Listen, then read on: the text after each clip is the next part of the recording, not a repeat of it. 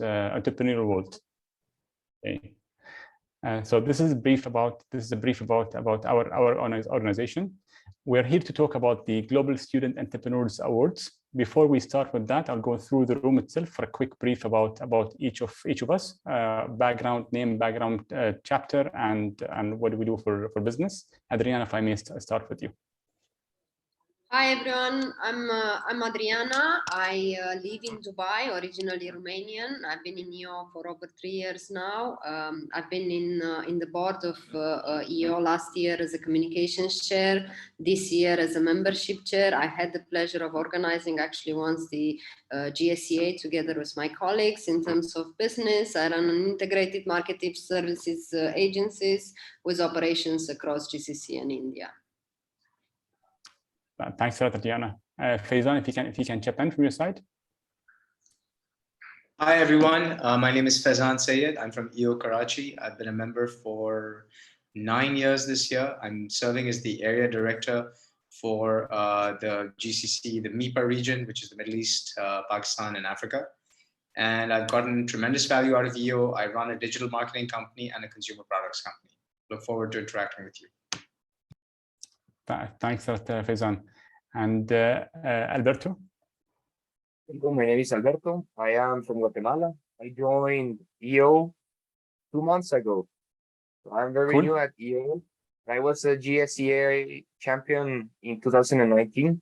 So I was recently a student and I barely graduated from university. And thanks to GSEA in part, I am now a member of EO. My business is fish exports. We work with artisanal fishermen and we place their fish in the best buying markets in the US, New York, LA, Tokyo. So that's a little bit of what we do. Interesting. And we're eager to learn more about it as we progress on the day itself. Abdullah, can you introduce yourself as well? Yeah, sure. My name is Abdullah. I'm founder of EduCraft. I participated last year in the GSEA, and then I was the winner in Bahrain. I presented Bahrain in the global competition. Interesting. Before we dive deeper, my name is Safa. I'm also from Bahrain. I'm a member in EO since 2010, 11 years so far, and EO really helped me become a better person. I think so. I keep on asking my wife about that, and she keeps on verifying. So we'll see.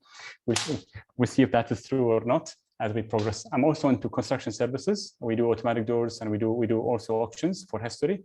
That's my passion.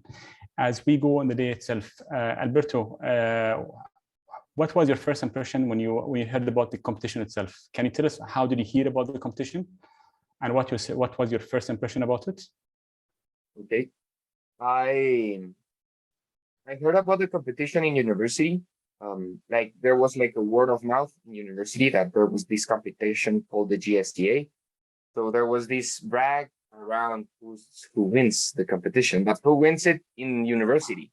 It was not even who wins it like outside university. So whoever was the chosen person from our university, it was like, oh, he's the GSEA of this year.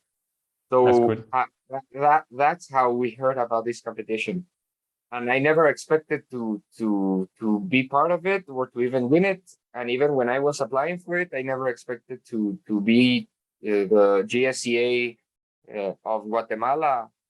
So, but it happened. So it was very nice. It was a good decision to apply. Interesting. Abdullah, if you can chip into your experience with this, how did you hear about it first time? And please don't mention my name. Yeah, I used to follow just random business people that are interested into, growing people and courses and these. And one time I was scrolling just in Instagram and I found your post. It was like random, I found it. Okay, and what was your first impression about the competition itself as GSEA? I need to participate. I'm interested into business. I want to learn more. Learning about, my background is engineering. Yes, who could help me to learn about business, marketing, this stuff? People like the EO organization would be the suitable. Interesting. And can you tell us, Alberto, about the criteria for the competition itself? Now that you've been there for a while, or what to expect in it? Well, the criteria seems to be changing.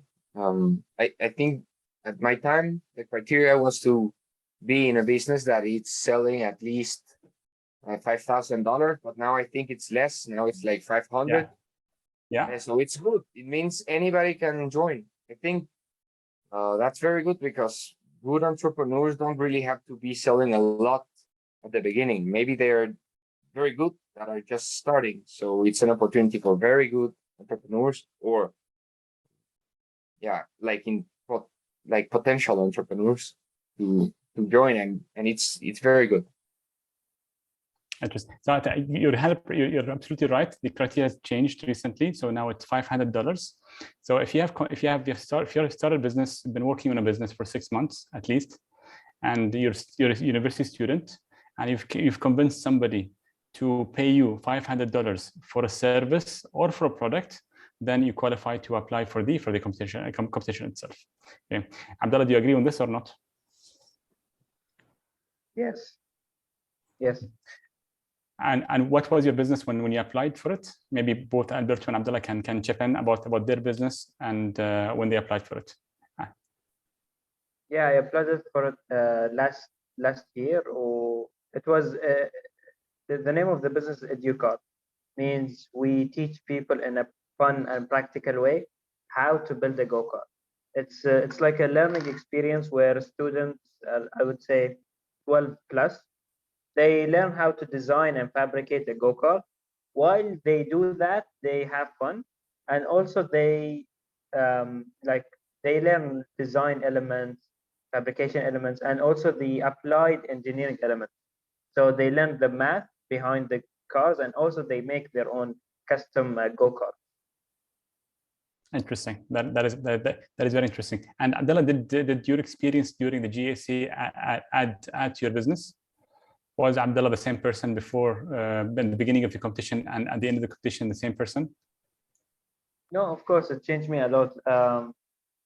One thing that I also remember is you don't feel lonely. So sometimes you feel lonely that, oh, I'm just the only one that is creative or interested in business and this. When you get exposed to global students, and then you see, oh, this guy actually looks like me, and then you start talking to many people from different backgrounds, from different countries, you really get this, you be more happy, and to see that, oh, you're not only the one that is interested to make a business and while you are studying at the same time. Interesting. And how did it feel at the time to handle a business and study in the same time? It's all about time management. The kind of, yeah, you need to manage your time. So you have time for university to finish whatever you need to finish. I would say I have one advice that I also heard from other GSA members, that you need to focus in the college maybe first 2 years just to finish whatever hard courses you have, and then next 2 years would be more, you will have more time to do the business or all of that. But it's all about time management, I would say. Interesting. And Alberto, what was your experience with that? Definitely the amount of time you put into something is the amount of results you're getting. So if you want more results in university, focus on university. In my case, I wanted more results in the business. So I pretty much neglected university. I still graduated clean. I didn't lose any university course, but I barely made it. Like, for me, just winning with the smallest grade was enough, because for me, the more time I would put into the business would be better, because at the end of the day, my business life, my entrepreneurial life will be with me forever, while university is just a small part. So if I can start early on the business world, it really, for me, that's the greatest decision I ever made, was deciding to start the entrepreneurial journey very soon. That's Interesting. Mhm. Interesting. And Alberto, how did the GSEA experience help you in this journey? First, learning a lot, comparing myself with others in a good way, like understanding what other guys or girls of my same age or even younger, what they are doing, changes your perspective of what is possible and what not is possible. And what, example, in Guatemala, I would feel like, oh, I'm so good, so young and I'm doing this and that. But then I go to the global competition and I see younger girls doing much better, doing incredible things. And I'm like, I'm nothing compared to. So it keeps your level up. It energizes you. You get ideas. You network. You network a lot. And those are the main. Interesting. I think the word here is that you feel empowered because suddenly at a very early age you have 49 friends from 49 different countries. Yes. That's by itself as power. It is. It's also a very good curriculum. Us entrepreneurs, we don't move around with a CV saying that we have this diploma or that diploma or this job experience. We don't, because we are entrepreneurs. We don't have job experiences. But people around you, especially investors, they still need to have some confidence. If you are asking investment from them, they need to have something to believe upon. And if you have like a GSEA background where you've already been chosen or participated in a entrepreneurial competition with a business, that gives some trust for people. They don't know, so it's very good to have something that backs you up. So from Alberto and Abdullah, before we tap into Faizan and Adriana, what I hear from you is that GSEA is not a competition. It's not about going and pitching and winning. It's more of an experience that you can add to your life experiences. Am I right in this summary or not, Abdullah? Yes, true. True, and with a bit of more insight from your side on this. Feeling it changed your mindset, when you're done with the competition. Hatta you keep talking to those entrepreneurs. As Alberto said, comparing yourself in a good way. This is 100% true. Yeah, and you see people, and I'll tell you something simple that happened to me.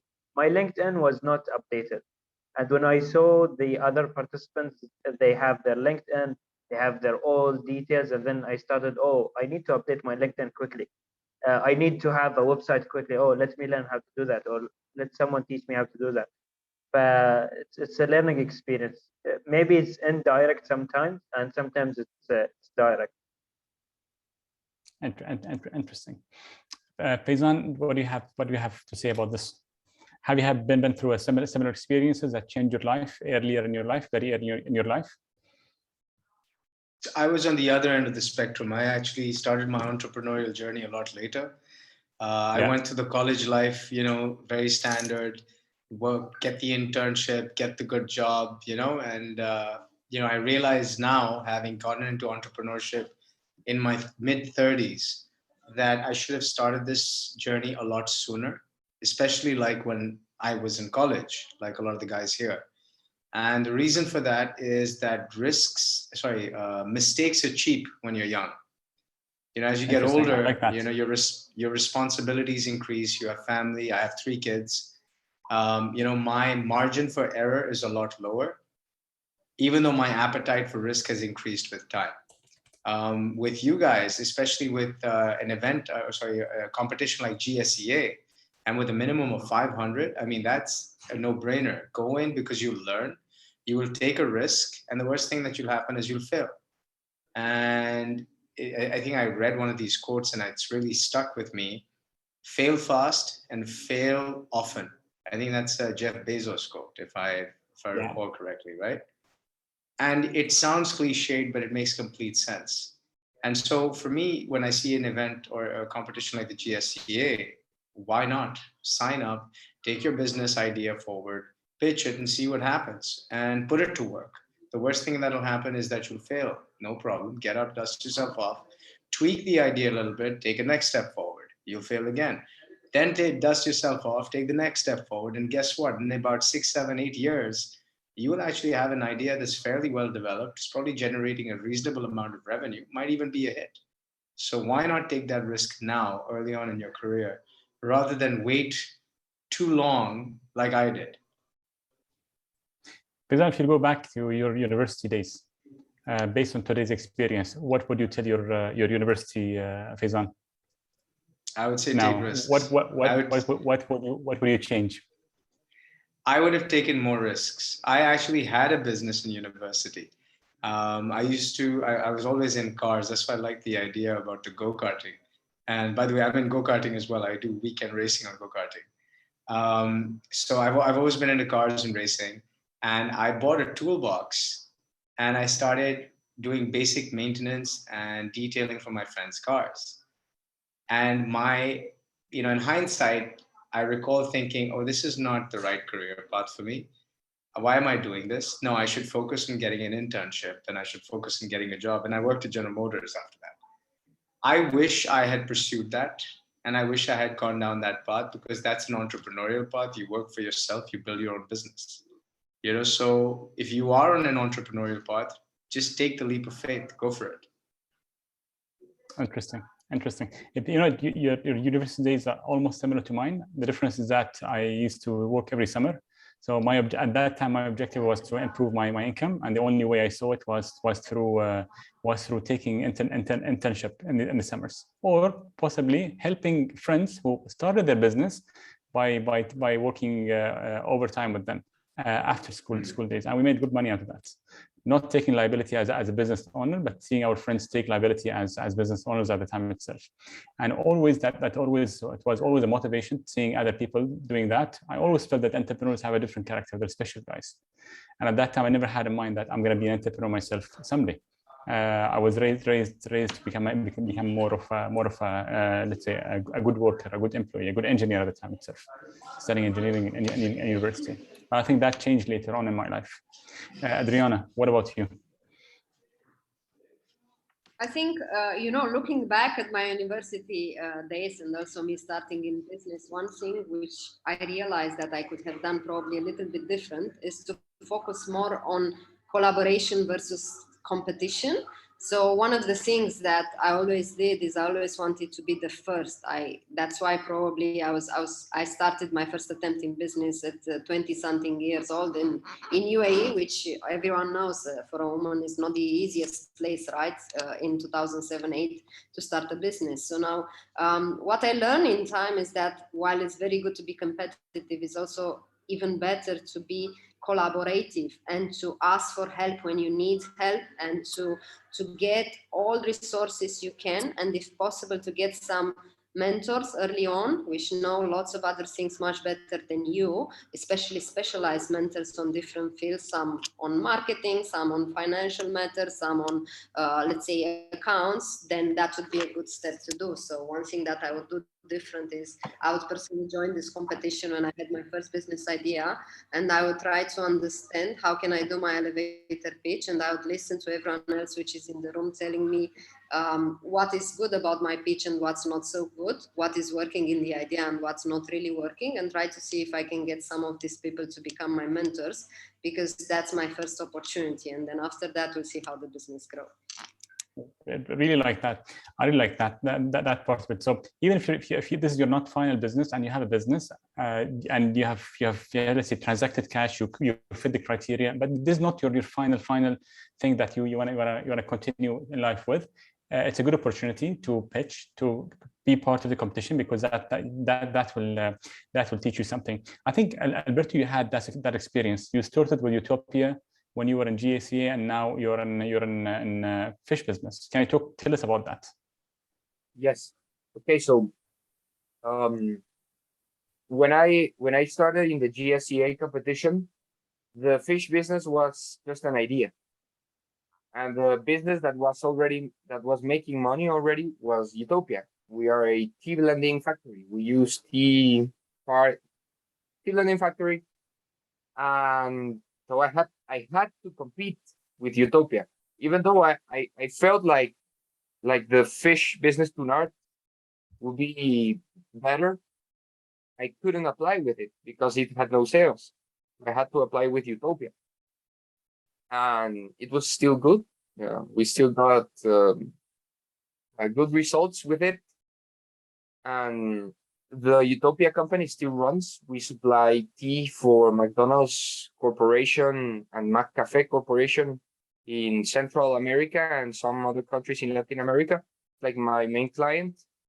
But my passion was with the fishermen. Like that's why I focus with the fish business. And also I, as a businessman and entrepreneur, the size of the opportunity was a lot larger in that industry. So I, like Alberto Soto and his time, focused on the fish industry. Interesting. And did GSEA competition have anything to do with that? Definitely yes, because of the GSEA competition, I met a lot of people that helped me on the journey to get investment, because the fish business needed a large investment, and as an entrepreneur with no money, no nothing, I was still studying. I didn't even graduate.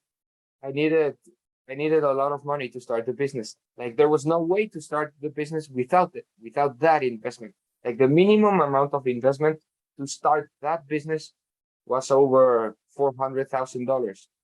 So how the hell am I gonna get $400,000 if I'm only 21? Investment. So that's when you have to go out and pitch. So learning to pitch with GSEA, learning, meeting so many EO members, and telling them about the next business idea and what they think about and what they could do different. And that network led me to the ability to secure investment to start the fish business. So we secured investment in 2019. 2020, we started operating. The pandemic was a little bit difficult, made things tough, but 2021, we skyrocketed.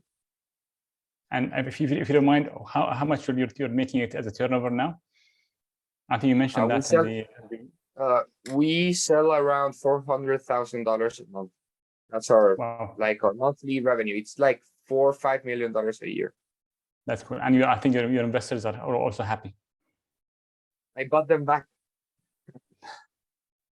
That's cool. I noticed the video was going very good. I said, hey guys, thank you for your help. I will give you a return. Because now I had opportunities of and they are happy, like, because they, even from the beginning, they did this not as like, let's say, in a philanthropical approach. Yeah. Okay. They helped with the business, and they were very happy. They got a return on their investment, 40% of return in less than 1 year. And I was able to secure debt financing so I could buy them back, because now the business is up and running. So banks, for example, they can take the business as collateral and give you money to. Interesting. That is interesting. I'll go back to a different question. So for the room itself, what was a minute that sparked that created a spark for you to start your business? And if you can give a bit of background about it, just for the sake of the room itself, what was your major in university, and what was your major university, and what was a minute that pushed you to start your own business? Faizan, if you can start with you, and then we go to Adrian, and then go to Abdallah, and then Alberto. So you want to know what led to me starting my own business? Yeah. It was realizing that I didn't want to work for someone else. And I worked for someone else right after I graduated out of university. And I realized during that time that I'm willing to put in the hours, I'm willing to put in the time. I don't have a problem with any of that. I wasn't getting fulfillment from and I loved cars. I worked at General Motors for 4 years. So, I mean, I had the perfect job for someone who loves cars. I would drive different cars on weekends. I had access to their proving grounds. Like I had a really fun time there, but it wasn't fulfilling. And I realized that, you know what, maybe it was a career in the auto industry that was the problem. So I then switched into investment banking. I did that for a few years. And then I realized that, there wasn't the auto, it wasn't the banking. It's just that working for someone else is not something that I want to do. And I moved back to Pakistan and I said, I'll take the risk in my home country and do it while I have a roof over my head. So, I moved back in with my parents and we sort of have a joint family home. And so that's where I then took the risk and I built my business. And today we are the second largest digital agency in the country and we're 5 years old. MashaAllah. So it was learning that so after doing something and learning that that's not what I want to do, did I then say, yes, this is what I want to do? So I took the long way. The long way. Interesting. Interesting. I have a similar story like yours. I graduated as a mechanical engineer, and I took my first job. And they had an issue in my first job because the key guy who was handling a key market for us, which is Kuwait market, had just resigned. And by the way, he's an EO member now. He was the guy who brought me into EO years later. Mm-hmm. He resigned to start his own business. So they said there is an empty market. We want to volunteer for that. Who is available? They found this new kid in the company. He said, you go every Tuesday, take a plane, go in the morning, meet all the customers, show your face, come back in the afternoon, and do it every week. So I started doing it, and I started meeting business owners. I always felt that those guys have something. It's always special to meet a business owner. They talk differently. They're more flexible. They have more power.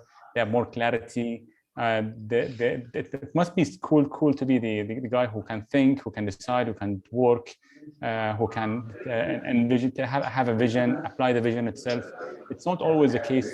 In my case, in the company itself, I have to be more restricted to the vision of the management of the company itself. So for me, that was a spark that put the seed in my head. And then a few years later, when I had an opportunity with one of my family members leaving his job, so I tried to support him by proposing doing business together, and this is how we started. And to fast forward, it's 20 years, and we're self-employed as we're called. Adriana, you can tap into that moment. Yeah. So for me, I think background, I'm Romanian, which means that I have seen of the communism, and during those times, obviously we are always told that girls can do this, girls can do that, and girls can do that also. And I actually didn't want anyone to tell me what I can and cannot do. So that's one of the reasons that I decided to move out of my country.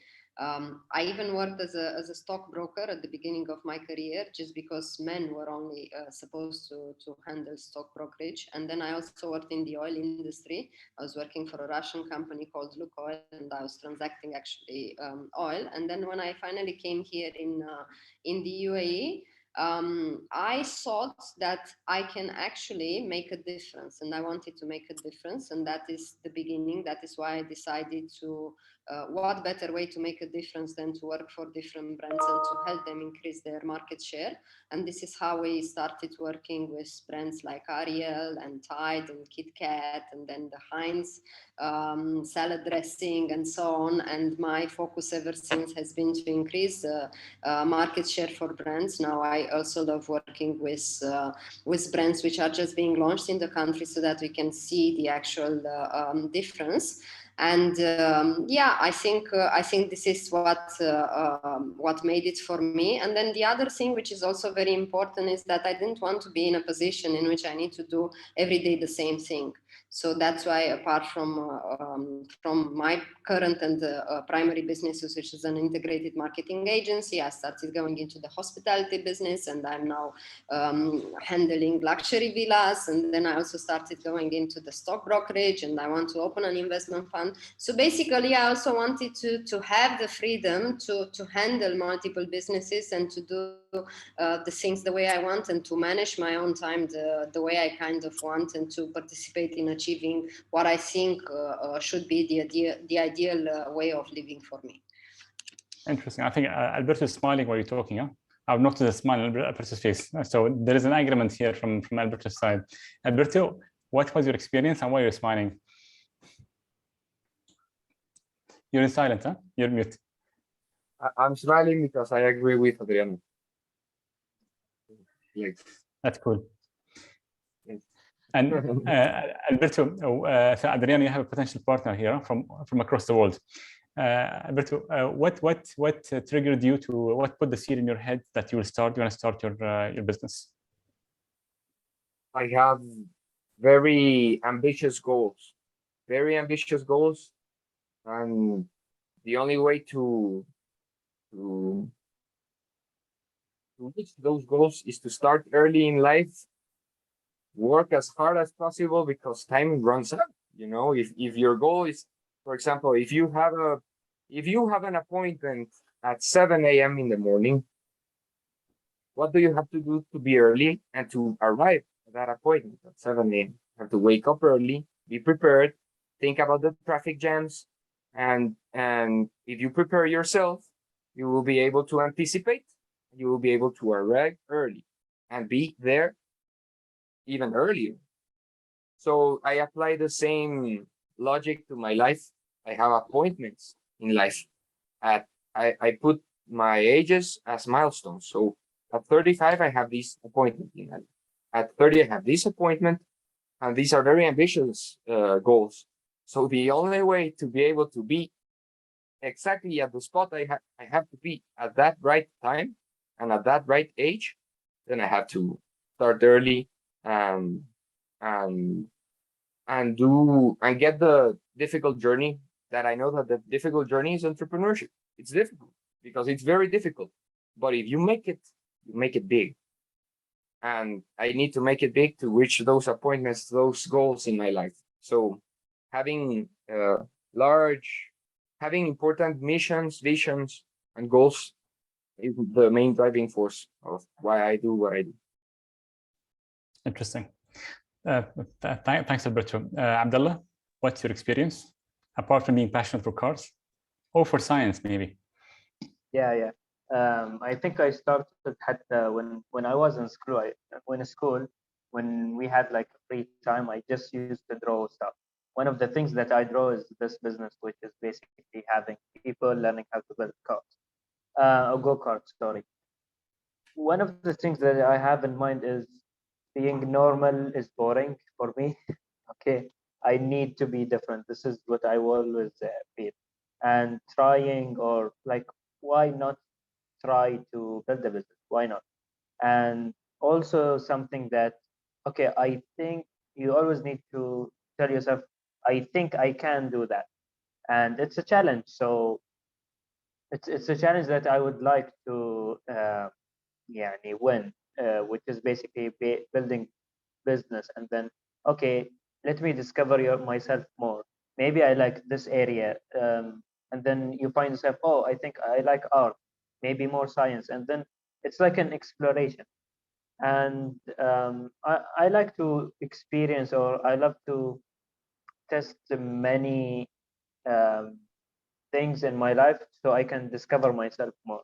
So in general, it's like a self-discovery journey.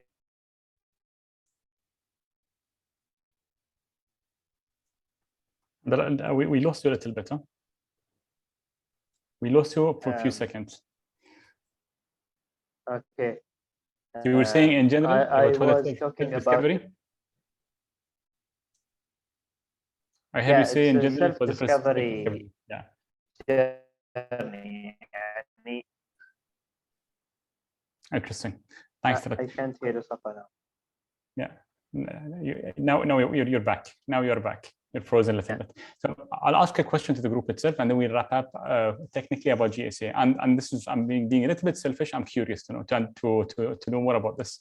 So today, what are the 3 mistakes that you don't want anybody else to that you've done that you don't want anybody else to commit in business? I'll give you a few seconds to think about 3 mistakes that you don't want, from your experience, from your journey, that you don't want anybody else to commit in business? I'm gonna give you a minute to, you know what? I'm gonna play a video now while you think about this answer.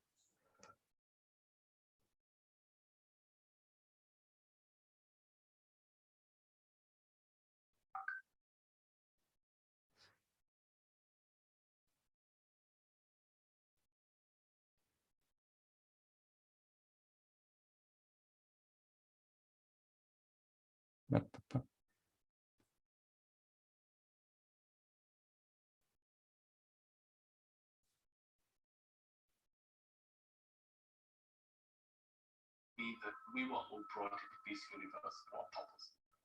You exist for a very definite reason. If opportunity won't knock in your door, break the rules. Sorry. Global Student Entrepreneur Awards. Different nationalities represented their country as the top student entrepreneur. Was it a voice? Voice was shared. I'm gonna reshare again just to make sure that the voice is there as well. Sorry for this. Okay, now it should work.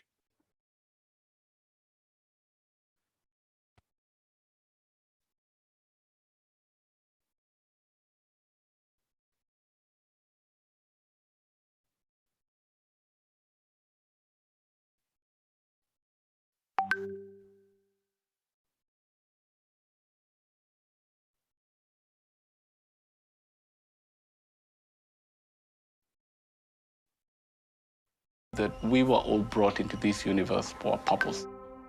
You exist for a very definite reason. If opportunity won't knock in your door, break them all. Welcome to the Global Student Entrepreneur Awards. 51 different nationalities representing their countries as the top student entrepreneurs. This is about who is going to sit here and wow this planet in the next 5, 10, 20 years. Rumeto is an online marketplace for students. I designed an app for deaf people communicate more easily. It's about creating happiness. That's what we do. He has an algorithm that can rate the babies crying, and he's very hot, so full package. I had a technology where I could make synthetic chemicals, but with the sun. This is a world-changing idea. This is a competition where people can come from difficult backgrounds and still make it. My mom told me, you have a story that deserves to be heard. I'm so sorry. Everybody that comes here wants to win. The companies that exist right now were made by someone. So why can't that someone be us? Growing up, I got bullied a lot. I did my best given what I had. If they can do it, I can do it.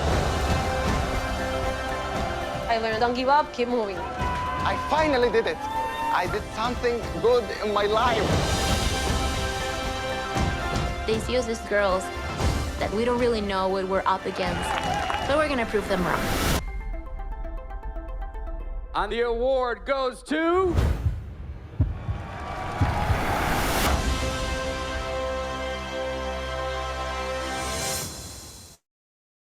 Nice. You're not there literally in the video? No. Hi. You're on mute, huh? You're on mute. I appeared like 4 times in the documentary, but I'm not main character. Okay. Interesting. Interesting. So, Faizan, you ready? You want to take us? What 3 mistakes that you don't want anybody to do that you've done in the past? So I think number 1 is don't let your ego take decisions. You need to be very rational at all times. I mean, there are times when you think you're being rational, but it's actually your ego talking.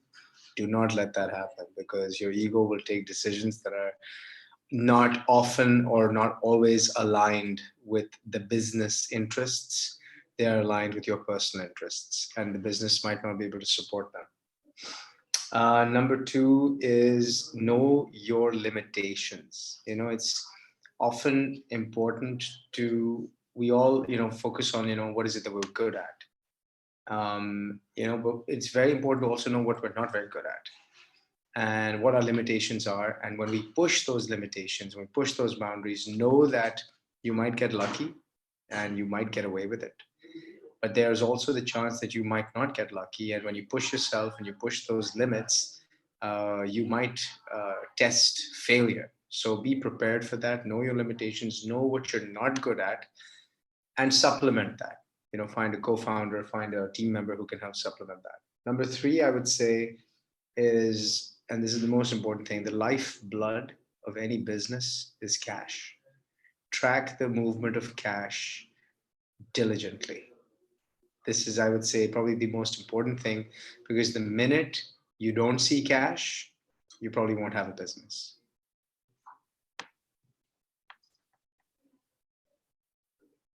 Safa, you mute.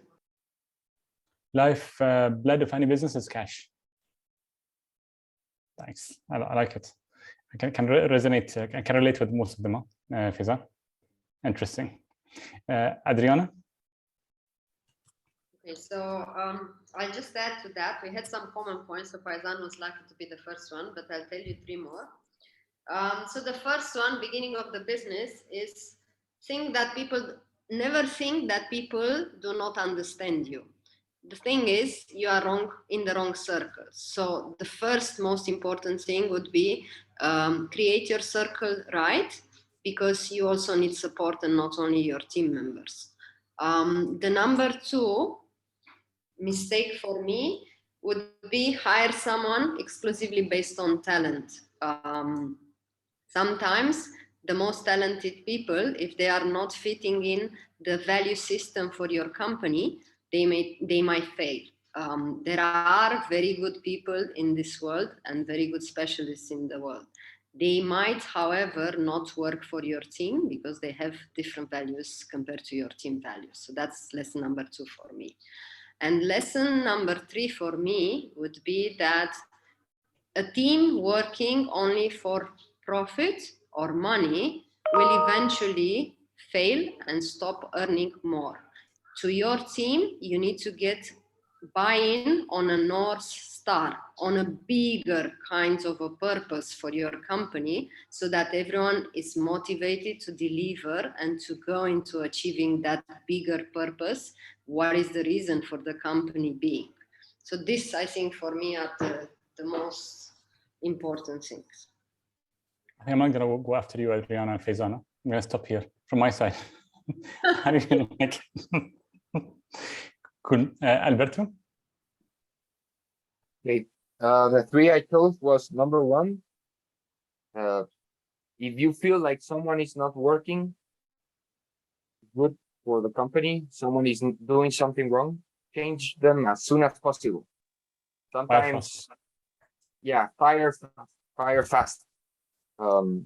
Fire very fast. Second, I also placed cash flow. The cash flow is very, very, very, very important. Like, it can kill your business at any size. It doesn't matter the size of your business. If your cash flow is negative, you're dead. And also I placed ego, because ego is the destroyer of companies. And especially if you are the leader in an institution, in a company, you have to be very careful of not moving around with your ego, because then it becomes like a mentality that the rest of the members of your company will also move around with it.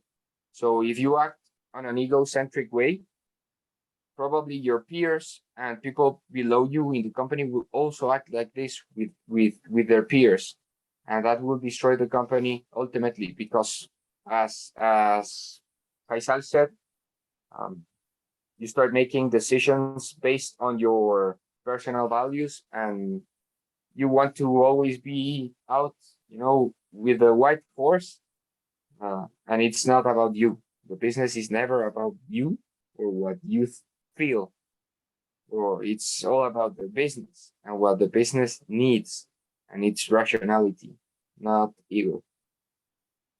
Interesting. Abdullah, can I go before you? because I'm gonna use the same sentence. I'm gonna start from the same sentence that Alberto used. The business. My three lessons are like this: business is not about you. It's not about your muscles. It's about your customer, and customers, and about the people that are involved in the business itself. I think this is something I realized really very late. I was for a very long time thinking with my muscles, muscles, my capability, with what I knew from my side. And when EOS, we have something called a value called together we grow. I think the team is always important, and it's important to care personally about the team, and to be genuine about it, and not have the team as only as what do you call it, as passengers in the plane. And I think the team are always co-partners in the process itself. That doesn't mean that if things go wrong that you don't fire them fast. If you fire them fast, it's going to be good for the business and good for them as well in the same time. My second thing is second thing is that I've learned recently is that business is not about being optimistic or pessimistic. Business is about being realistic and rational and realistic. And I think Faizan tapped a little bit into this earlier. I think to approach the business as an experiment, as to collect data about it. As entrepreneurs, we need to, especially at the top of the organization, we need to predict on our behalf and on behalf of the team itself. The more we are analytical about it, the better we can save our business. And the last thing is that listen to your gut feeling. Feelings never lie. Feelings never lie. So if your gut feeling, you don't want to do something, your gut feeling is not right 100%, there is something wrong. Last night I was at an event for you, and a member said that and resonated with me. He said, I've never took a decision that was against my gut feeling and things went right. My gut feeling was always right, always right. So we are good at feeling, and feelings never lie. So trust your gut feeling somehow, and maybe to verify, use it as an excuse to verify a little bit more on that. Abdullah, give you the mic, and then we'll wrap up. Yeah, first thing is always write contracts. And yeah, I've been in this mistake. And there is something like there are two games. You have the sprint and you have the marathon. The sprint, maybe I would also relate it to comparing yourself with people. My advice would be compare yourself with yourself. So today I'm Abdullah. Okay, I know this. I know how to do this. But tomorrow, who's Abdullah? So I need to compare myself with myself. The last thing would be to communicate more with people and understand their feeling and listen more to them. Listen how they talk. Maybe they want to say something. So open the communication more with your team, and keep learning, keep exploring and testing many stuff. I like it. Alberto and Abdullah, any final let's say final call for the students in the session itself here? Any request? Try it. Go ahead and register. Just try everything. Any opportunity is a good opportunity. Alberto? Say again. Any other final encouragement about GSEA to the students in this session?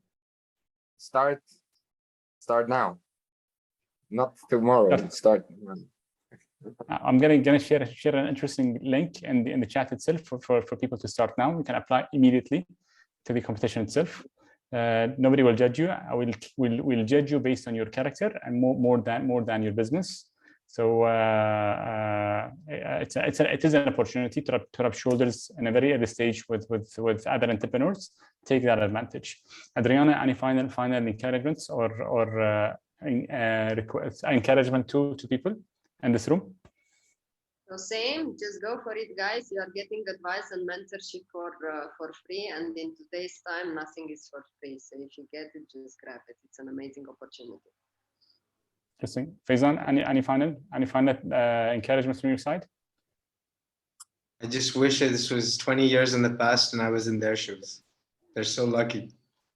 And interesting. So guys, finally from your side, any questions?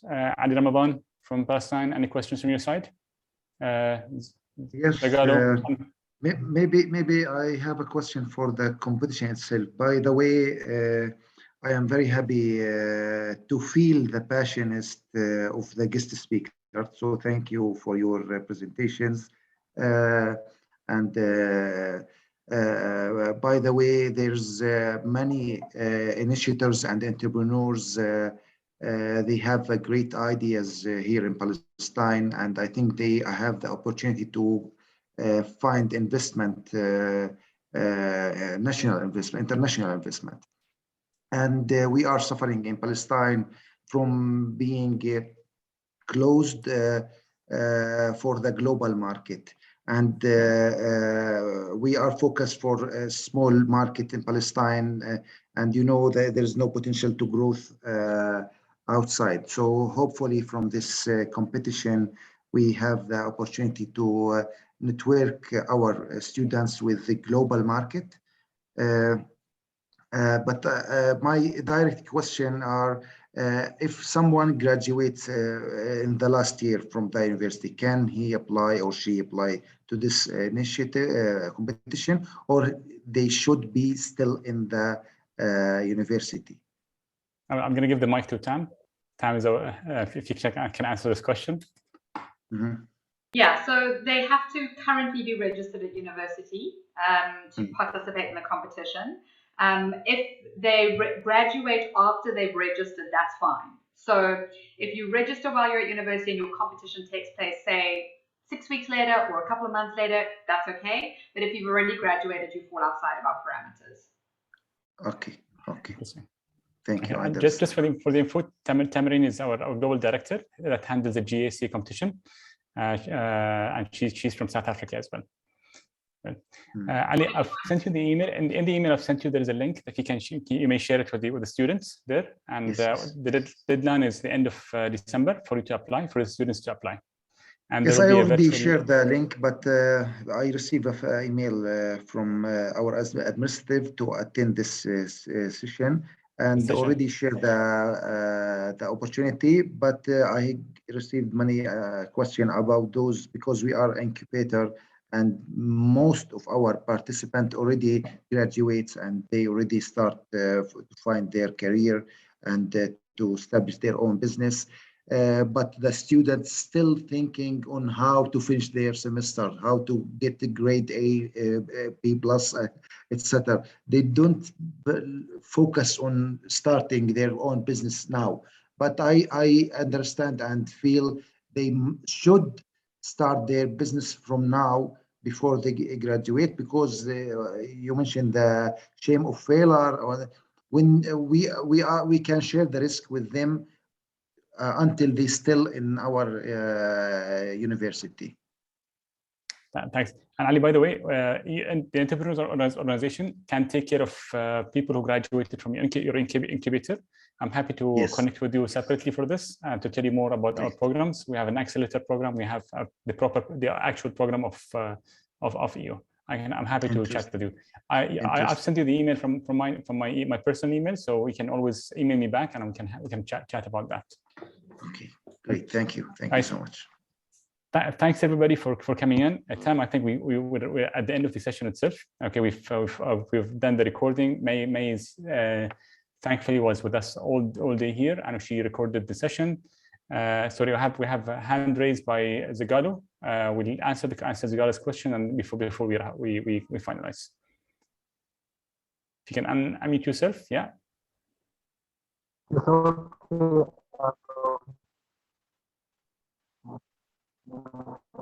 Okay, thank you. I have one question. So what if I have my team member who are graduates or non-students? So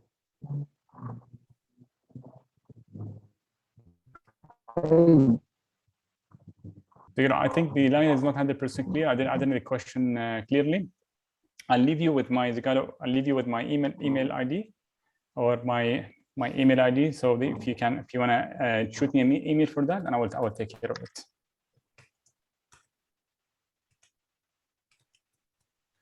Guys, we thank you very much once again, and Adriana, Faizan, Abdullah, and Alberto. Until we see you again. Tam, thanks for joining us. Thank you to the present session, and we will catch up soon. We'll see you guys. Thank you, Safa. Thank you. Thanks. Bye. Thank you very much.